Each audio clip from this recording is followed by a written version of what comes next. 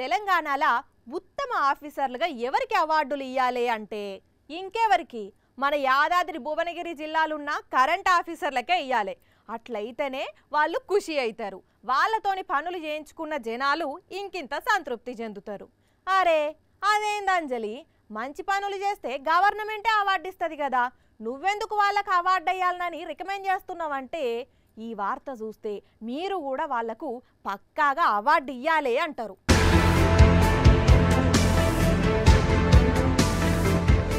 అర్థమైంది ఆనంలా ఎందుకు అవార్డు ఇవ్వాలని అన్నామో.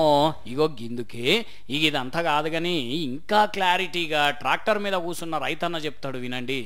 సైలెన్సర్ తాకుతాడు, దయచేసి దీన్ని చెప్తారు, ప్రాబ్లం సాల్వ్ చేయాలి. మేము హెల్పర్ చెప్తున్నాం, ఏ ఇంటలేడు అంటుండు.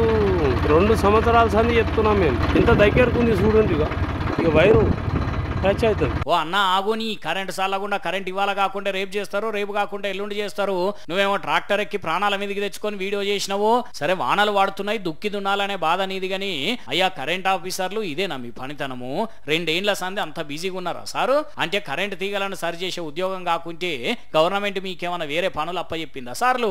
లైన్ మెన్ కు చెప్తే ఏఈకి చెప్పమనుడేంది, ఏఈకి చెప్తే ఇంకెవరికో చెప్పమనుడేంది సారు? ఏదో అదృష్టం మంచిగున్నది కాబట్టి బతికి బయటపడ్డాడు, మాట్లాడిండు గాని సడన్ గా ట్రాక్టర్ మీద ఉన్నప్పుడే గాలిగిట్లు వస్తే పరిస్థితి ఏంది సార్లు? ఓ నల్గొండ జిల్లా మంత్రులు కోమటిరెడ్డి వెంకటరెడ్డి సారు, ఉత్తమ్ సార్లు చూస్తున్నారా? మీరు ఏలుతున్న జిల్లాల కరెంటు పరిస్థితి ఎట్లున్నదో జర గట్టిగా ఆర్డర్ వేసి పనులు అయిపోయేటట్టు చూడండి సార్లు.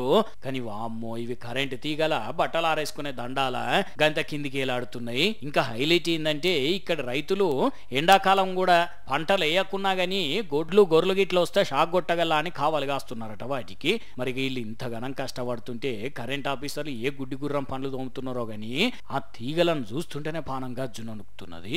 వామ్మో.